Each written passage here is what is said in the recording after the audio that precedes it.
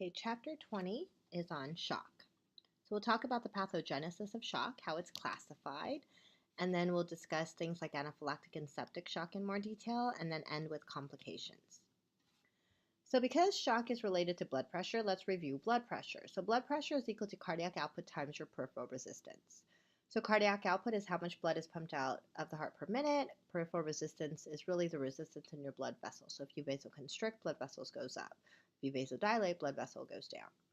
So you're going to identify which of the following affects cardiac output, which is heart rate times stroke volume, and which affects peripheral resistance. So if we were to change your blood volume, would that impact your cardiac output or your peripheral resistance? Well, more blood means more blood to pump out, so your stroke volume increases, so your cardiac output is impacted. What about heart rate? Well, the definition of cardiac output is heart rate times stroke volume, so it will obviously impact cardiac output. If you vasoconstrict, that's how you change your peripheral resistance. You increase it, so your peripheral resistance is impacted. What about Ang2? Angiotensin 2, part of the RAA, is a vasoconstrictor, and so it will impact peripheral resistance. But remember, Ang2 also causes the release of aldosterone, and we know aldosterone causes you to retain fluids, and more fluid means more blood volume, so it affects both peripheral resistance and cardiac output. Aldosterone turns on that sodium-potassium pump. You retain sodium, so you retain water, so it's really only affecting cardiac output because of fluid retention. And then epinephrine. Well, epinephrine, we know, increases heart rate. And so we know cardiac output is heart rate times stroke volume, so that's going to affect cardiac output. Epinephrine also increases contractility of the heart. Again, that's going to impact stroke volume, which will impact cardiac output. But epinephrine is also a vasoconstrictor, so it affects both cardiac output and peripheral resistance. Histamine, we learned this, or we came across this during the immune system.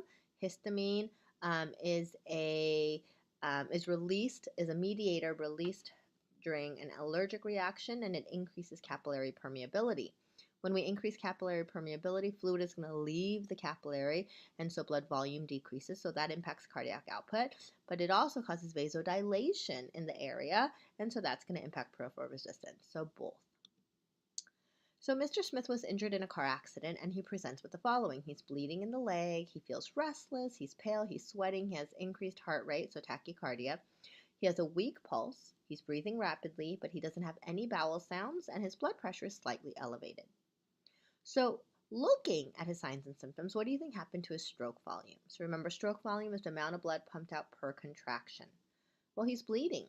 He doesn't have a lot of blood, which means his stroke volume is probably going to be compromised, so it'll be low. What do you think happened to his cardiac output then? Well, cardiac output is heart rate times stroke volume. His stroke volume went down, but if you take a look, his heart rate actually went up. So if your stroke volume is low but your heart rate is high, you actually might have normal cardiac output. What do you think happened to his sympathetic nervous system? So looking at his signs and symptoms, and we know this is a car accident, it's an emergency, we really see that the sympathetic was turned on, the GAS. So things like feelings of restlessness, his pale skin, sweating, increased heart rate, increased respiratory rate, no bowel sounds. These are all indicative of the sympathetic nervous system.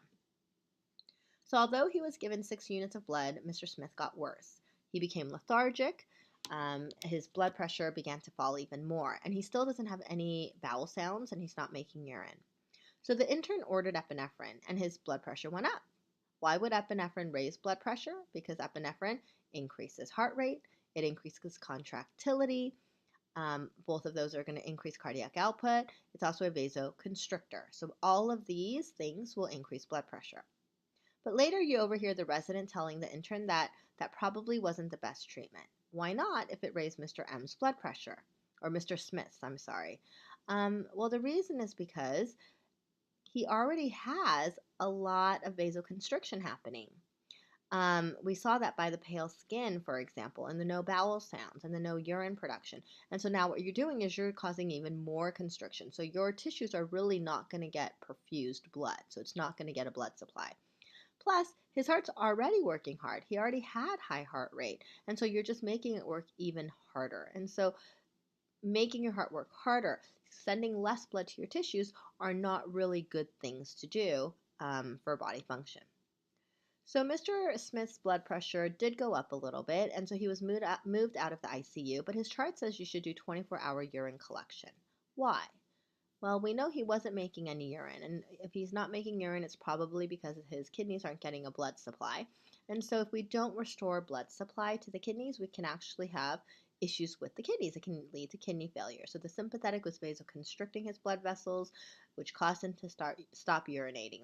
If blood flow is not restored, they may suffer permanent damage. All right, so let's move on to circulatory shock. So it results from an acute failure of your circulatory system to supply your peripheral tissues and organs of the body with adequate blood supply. And so if your tissues are not getting adequate blood, it will lead to cellular hypoxia. Basically, you run out of oxygen. It's not a specific disease, but it can occur in the course of many life-threatening, traumatic, or disease states. Now, what's the pathogenesis of shock? Well, that inadequate cellular oxygenation, so your cells not getting enough oxygen, could result from decreased cardiac output, your heart's not pumping out the blood, or maybe the blood's getting maldistributed and it's not getting sent properly to all of your tissues, or it could be the blood is getting sent, but it just doesn't have a lot of oxygen. So there's reduced oxygen content.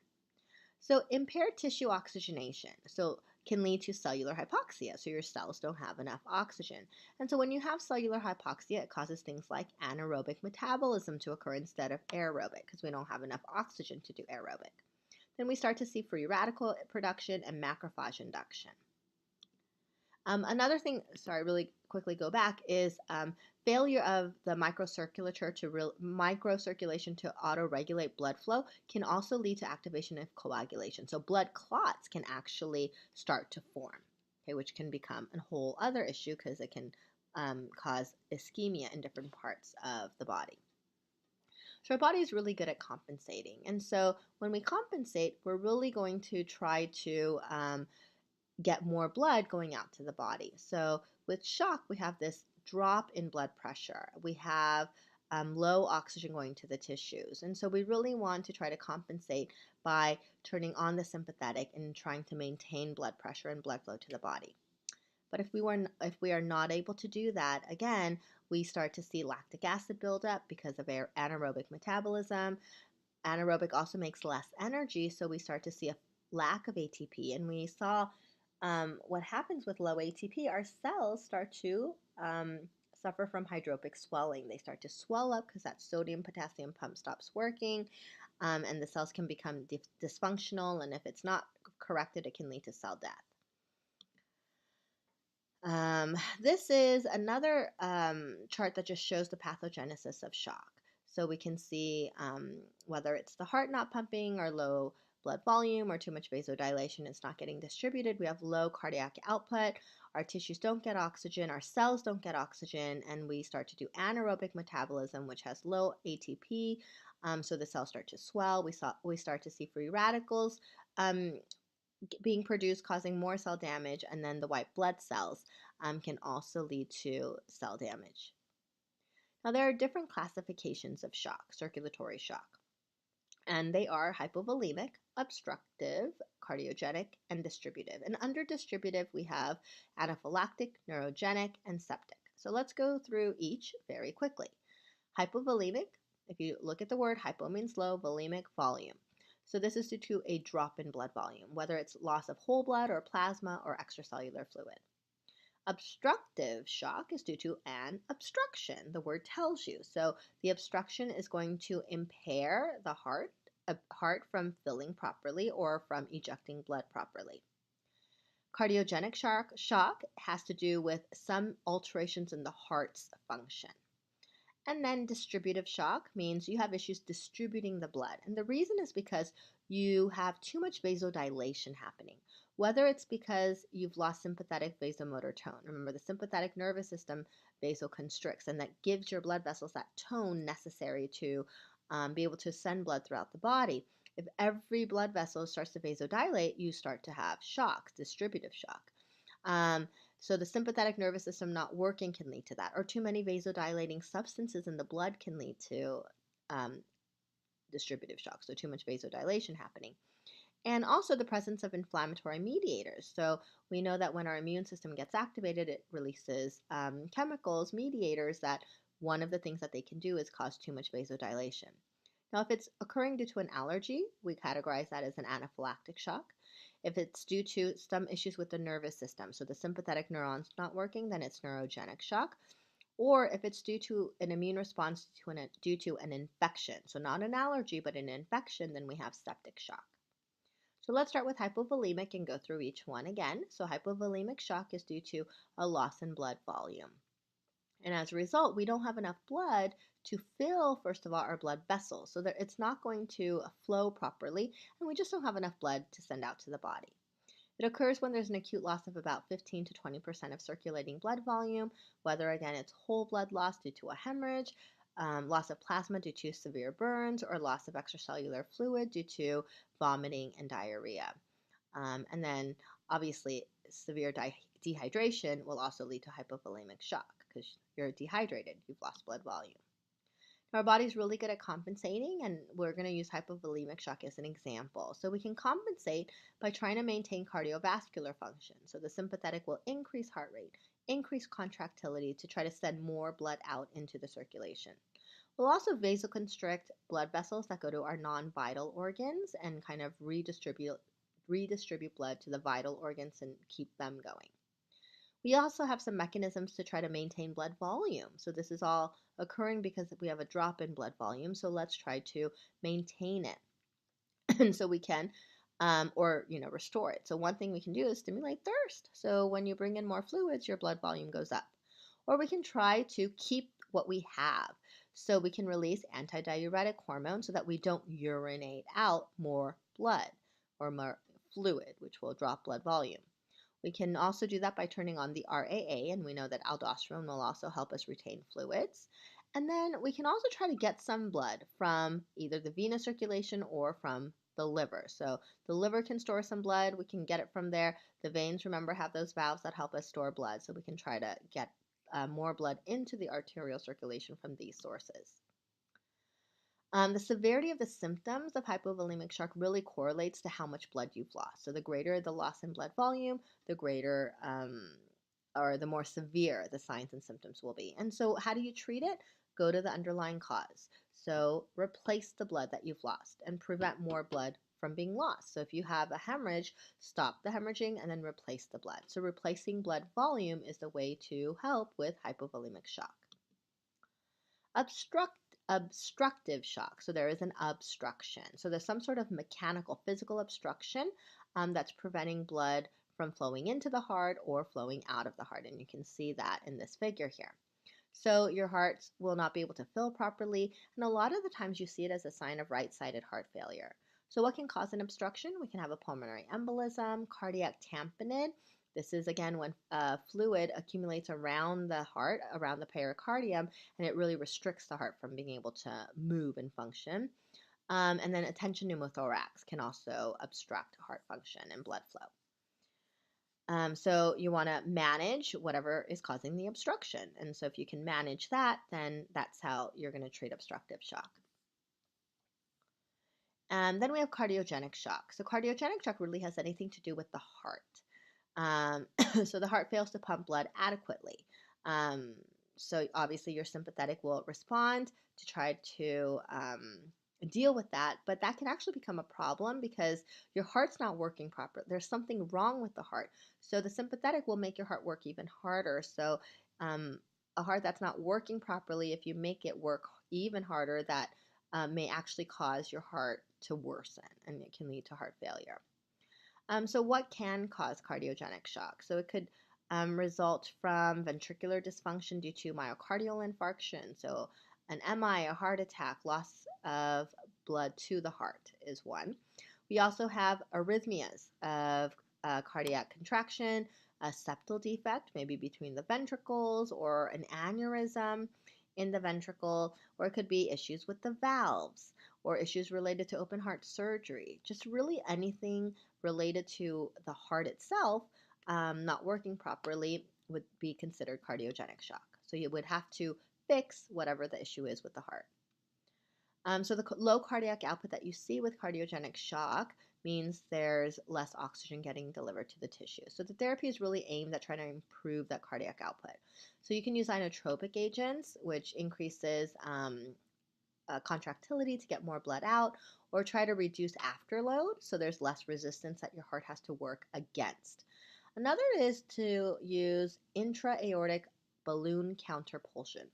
So basically, this is going to be a balloon that you put into the aorta, and it counterpulses with the ventricle, and it really helps with blood flow. So when the heart is contracting in systole, that balloon will deflate. So if it deflates in the aorta, it increases the diameter of the aorta. So when the left ventricle is contracting, all that blood can rush into the aorta because the aorta is now bigger. It has dilated. Then when the left ventricle is relaxing and in diastole, the balloon that you put in the aorta will actually deflate. So that you can push. Wait, hold on. Balloon in aorta deflates in systole. Yes, so you're going to deflate in systole and inflate. So the balloon will inflate in diastole to push the blood out into the body. Okay, so let me get that right. Hopefully that makes sense. So basically the balloon gets bigger during systole so that you can fill up with blood, and then it'll essentially inflate and sort of contract during diastole to then push the blood along when the ventricle is relaxing. You can also have ventricular assist devices that helps assist the ventricles, or you may need a heart transplant. Then we have distributive shock. This is also known as vasodilatory shock. So essentially in distributive shock, you have too much vasodilation happening, so you have issues distributing the blood properly. So if you look at this figure here, you have the normal amount of blood that you should have, but you've just made all of your blood vessels too big. So you made the system bigger, and so blood doesn't actually flow properly through these vessels. So you start to get pooling of blood. So it says there's not enough blood to fill the circulation. But again, the problem is not the blood volume. The problem is you made the system bigger because there's just been too much vasodilation happening. Now, there are reasons this can happen. It could be due to anaphylactic shock, neurogenic, or septic. So let's start with neurogenic. So neurogenic, obviously it has something to do with the neurons. So the sympathetic neuron causes vasoconstriction. So if you have issues with the nervous system due to brain injury or spinal injury or insulin shock or emotion or drug overdose, then you might decrease sympathetic activity, and so your blood vessels will actually vasodilate. Treatment, give vasopressors. So you're going to vasoconstrict. You're going to try to increase fluids as ways to deal with the too much vasodilation, and then also to try to fill the system. Or maybe you just have too many vasodilating substances in the blood, and that can happen due to an allergy. So we know with type 1 allergic hypersensitivity, we're going to release chemicals like histamine into the circulatory system, which causes vasodilation. So it can lead to anaphylactic shock. Or maybe you're releasing too many vasodilators because of an inflammatory response to an infection, and so that's considered septic shock. You can also have distributive shock if you have severe hypovolemia. So if you have a marked decrease in blood volume and you don't have enough blood to fill your blood vessels can actually become damaged and vasodilate. So let's talk about anaphylactic shock, and then we'll get into septic. So anaphylactic shock occurs due to an allergy. So if you recall from the immune lecture, we have mast cells degranulating during an allergy. Again, it's mediated by the IgEs, and when the mast cells degranulate, they release chemicals like histamine, kinins, leukotrienes, prostaglandins, and of those, histamine really is the most important. That's why it's bolded. But one of the things that it does is it causes vasodilation, and that's where that anaphylactic shock comes in. You also see other symptoms like bronchoconstriction, which we know makes breathing difficult.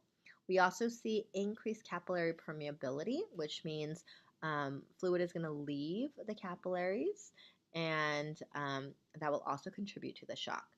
Some signs and symptoms you'll see include hives, bronchoconstriction, difficulty breathing, you have wheezing, itching, and so the treatment is really aimed at trying to maintain your airways and to vasoconstrict. And so epinephrine would be one way you can do that. You can also give antihistamines because, again, it's mediated by histamine. You can try to give fluids, so different treatments are available. But that EpiPen is pretty important. In septic shock, you have too much vasodilation happening, but it's because the inflammatory mediators are being released due to an infection as opposed to being due to an allergy. So again, we have inflammatory mediators that are released due to an infection like tumor necrosis factor, interleukins, prostaglandins, and you'll see the normal signs of an infection. So the inflammatory response shows things like a fever, increased respiration, again, vasodilation, drop in blood pressure, increased capillary permeability, etc. Another thing that you happen to see with septic shock is a lot of coagulation. And again, that's going to become an issue because those clots circulate in the circulatory system and they cause microinfarcts in different parts of the body.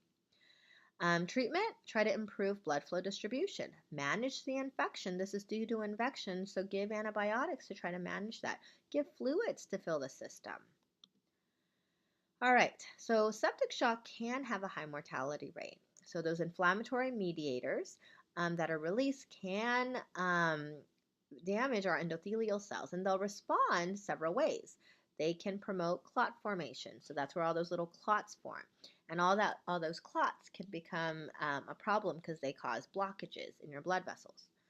The vascular endothelial cells will respond to the inflammatory mediators by also creating adhesive molecules, and basically that means more white blood cells are attracted to the area, and so you just exacerbate the problem. Or the endothelial cells will respond by releasing vasodilators. And those vasodilators cause decreased peripheral resistance, which we know drops blood pressure, again, contributing to the mortality of septic shock. Now, how do we treat it? So they've tried different ways to treat this. One was they tried to block the effect of the inflammatory mediators on the endothelial cells, but it didn't really improve survival. So this really isn't the best way to try to go about dealing with septic shock.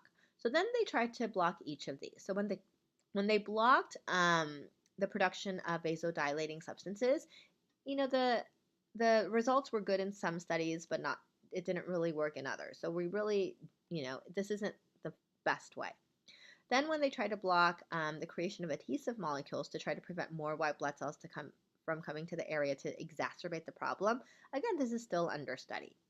But when they prevented clots from forming, this improved survival in human tests. And so they blocked it with something called activated protein C. So that's kind of the way to go. So there's something called drotrecogen alpha. It's just a recombinant form of activated protein C, and it blocks clots from forming. And it blocks inflammation. And when given to septic patients, it increases survival, even of those who are most severely ill. But the problem with blocking clotting is it may cause bleeding, obviously. So why is septic shock also called distributive? Because with septic shock, you are releasing vasodilators. So all that vasodilation really impacts your ability to distribute blood to the body. But in the later phases of septic shock, blood volume actually goes down. What part of the inflammatory process explains this? Well, remember with septic shock, not only do you vasodilate, but you also increase capillary permeability. And so when you increase capillary permeability, fluid leaves the circulatory system. So that's going to cause the drop in blood volume. So that increased capillary permeability is really what's causing it. So now that we talked about the different types of shock, let's go into complications. So the complications are inflammatory in nature. So that inflammation is really going to be the issue. So an excessive immune response leads to, we talked about the increased capillary permeability, so the leaky capillaries. We also have damage from proteolytic enzymes that are released by the immune cells and activation of clotting. So all of these issues will lead to complications of your respiratory system. So it can lead to acute respiratory distress syndrome. So in this instance, those leaky capillaries cause fluid to leave the circulation and go into the alveoli. And fluid in the lungs really makes it difficult to breathe. So your lungs can't really expand and fill up with oxygen, and it also impairs gas exchange. So we see it decreases pulmonary compliance, so your lungs can't comply and expand like it normally should. We also have neutrophils will then enter the alveoli, releasing inflammatory mediators, making our capillaries even leakier. Okay, so just not a good thing. Shock can also impact our renal system. So renal vasoconstriction will cut off urine production, and that's an issue. Also, continued vasoconstriction can lead to hypoperfusion of our kidneys, and low blood going to our kidneys obviously can cause damage to the kidneys itself, leading to acute renal failure, leading to tubular necrosis, decreased excretion of waste, which means more waste actually remains in our circulation, which is also not good for our entire body because that means that waste is going everywhere. Another complication is disseminated intravascular coagulation. So we already said a couple of times that clotting, increased clotting occurs, coagulation occurs with shock. So that immune activation of the clotting cascade, so all those little blood clots that form, well, they have to go somewhere, and so they flow in our circulation, and they get caught in little vessels, in little blood vessels, and they cause microinfarcts and ischemia, and so the tissues that are supposed to be fed by those blood vessels aren't getting fed by it. But here's the other issue.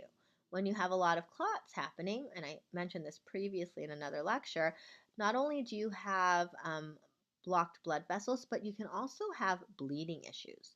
And that's because you might be using up all of the platelets and all of the different clotting factors that are necessary to clot, so that when you actually need to clot because you have an injury, you may not, and so it can lead to bleeding.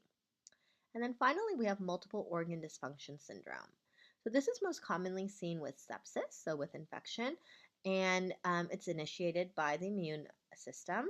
But basically, it's exactly what the name says. Multiple organs start to fail one after the other. So we already saw how the kidneys can get impacted by shock, how the lungs can.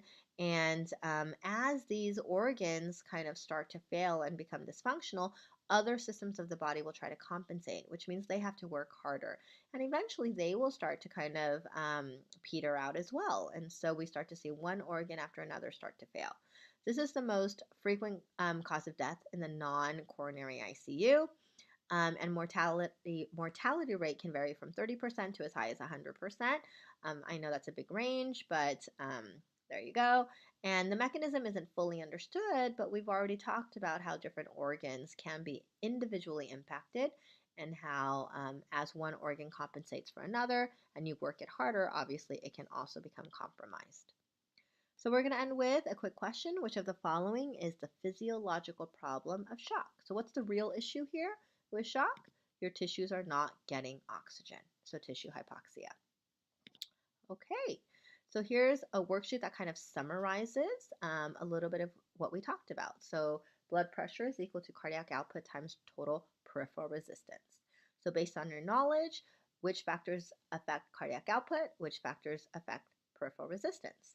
So factors that can decrease cardiac output include heart failure or heart disease, a blockage of your blood vessels, decreased sympathetic stimulation, decreased blood volume. It could be due to a hemorrhage or dehydration, aldosterone deficiency, or any blockage in the RAA. So all of these are really going to impact how much blood gets pumped out of the heart, whether it's due to issues with the heart, issues with the blood vessels, or issues with how much blood you actually have. These factors affect peripheral resistance. So what decreases peripheral resistance? Vasodilation does. So when you vasodilate, there's less resistance. It could be due to an allergic reaction. Nitric oxide is a vasodilator. It could be due to heat. Heat causes vasodilation, or decreased sympathetic tone. So, this is kind of off, but basically what we're going to do is we're going to identify which type of shock would be most appropriate. So for each causes of low blood pressure shown below, tell which of the following terms applies to it. And your options are cardiogenic, hypovolemic, distributive, obstructive, or neurogenic. Now, technically, neurogenic is under distributive, but because it's an option, if you can be more specific, if something can be identified as neurogenic, go ahead and do so. So factors that decrease cardiac output include heart failure. So if you have shock because of heart failure, which category would best describe it? It would be cardiogenic because it has to do with the heart. What about due to an obstruction of blood vessels? Well, that's easy. It's an obstruction, so it would be obstructive. If it's decreased sympathetic stimulation, so the sympathetic nervous system is not being activated to vasoconstrict, so it would be under distributive, but because neurogenic is an option, the best answer is neurogenic. Then obviously you can see this one, decreased blood volume, that is hypovolemic. That has the word volume in it. Factors that decrease peripheral resistance, so vasodilation decreases peripheral resistance. It could happen due to an allergic reaction. It could happen due to too much nitric oxide or too much heat. All of this would best be described as distributive. And then decreased sympathetic tone, again, would better be described as neurogenic. So this is technically distributive, but because, again, neurogenic is an option, you would put the more detailed answer. All right, so a client's cardiac output is 100 milliliters per minute, and his peripheral resistance is 1 PRU. What will his mean arterial blood pressure be? Remember, blood pressure is cardiac output times heart rate. Cardiac output times peripheral resistance. So 100 times 1 is 100 millimeters of mercury. So that's his blood pressure. So if a client's mean arterial blood pressure is 300 millimeters of mercury, and just keep in mind these numbers are used because it makes math easy, and her cardiac output is 150 milliliters per minute, what is her peripheral resistance? So again, a little bit of algebra tells us the answer would be 2. And that is it for this chapter. Thank you.